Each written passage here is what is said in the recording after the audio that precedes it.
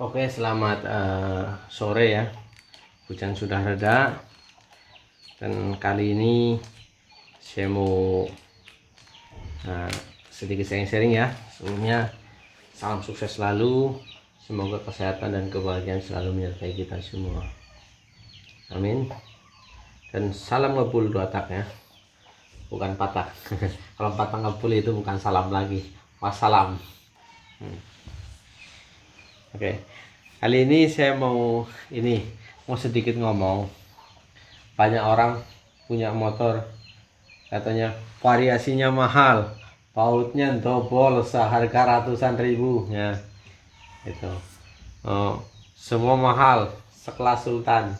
Ketika saya tanya, itu pajaknya berapa gitu? Pajak 600. Tahun berapa?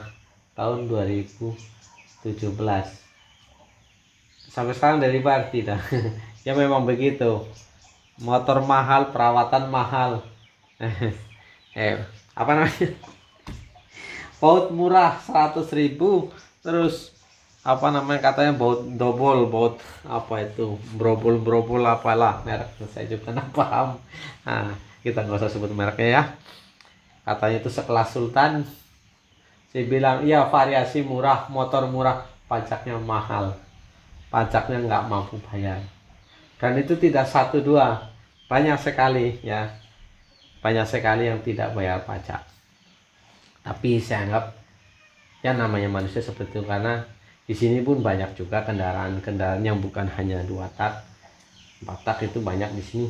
Mereka nggak bayar pajak, bayar pajaknya 5 tahun sekali kalau mau ganti plat. Itu kalau nanti pas punya uang. Nah, kalau pas dilalahnya, pas butuh ya, pas butuh dijual sama motornya, polisi mati pajak, mati plat. Itu biasa kejadian seperti itu.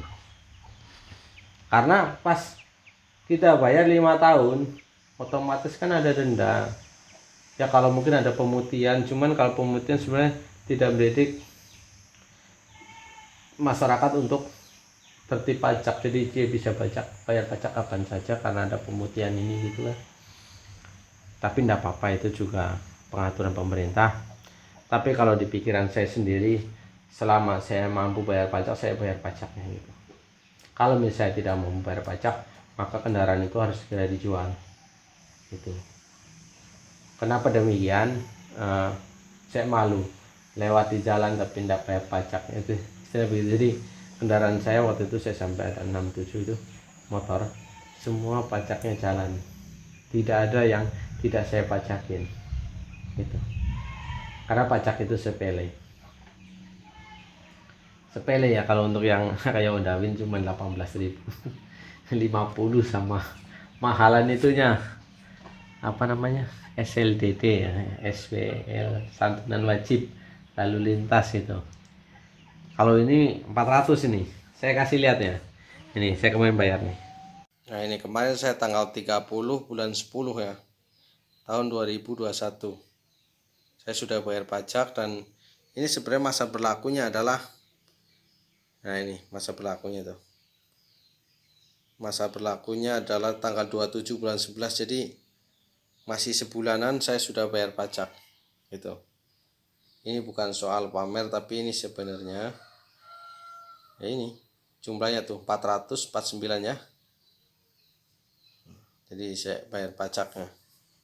Jadi bayar pajak itu bukan soal pamer ya, tapi ini adalah kesadaran diri untuk jiwa kita adalah jiwa patriot. Patriot itu membela negara kita itu. Jadi sebisa mungkin pajak itu dibayar gitu. Karena dengan adanya pajak itu untuk membangun daerah.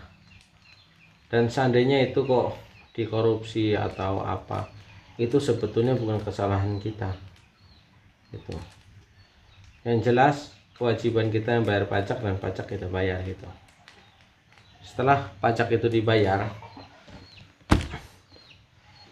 ya mereka yang punya hak mengelola di sana silakan dikelola dengan baik gitu. Dan kalau misalnya dikorupsi, ya itulah sifat manusia, kan tidak semua sama gitu.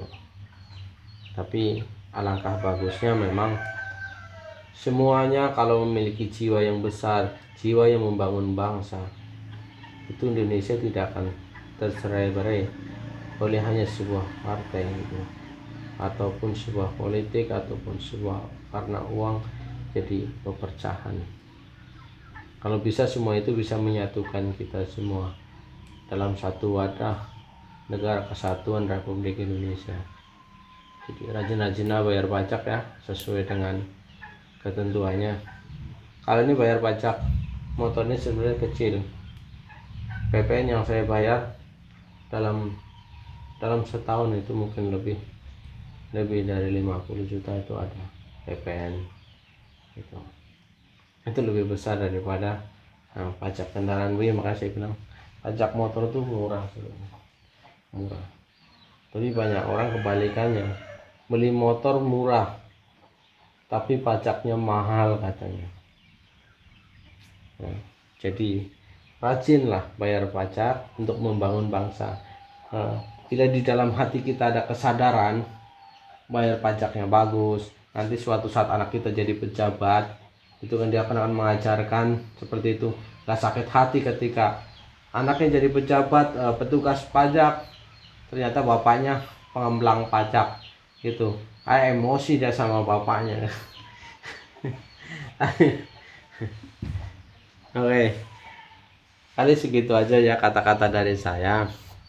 Jadi bayarlah pajak itu. Orang bijak taat pajak. Jangan ada kata nanti bayar pajak dipersulit, cuma dipermahal sedikit. Kalau kita tidak ada KTP memang dipermahal sedikit.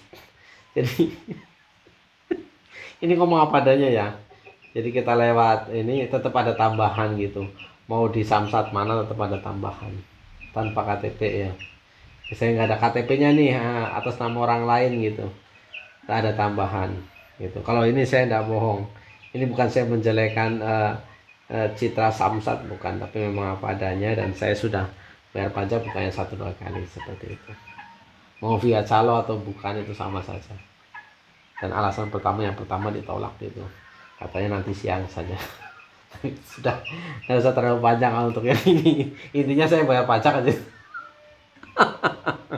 Tapi tidak dipersulit sebetulnya, hanya dipermahal saja ya.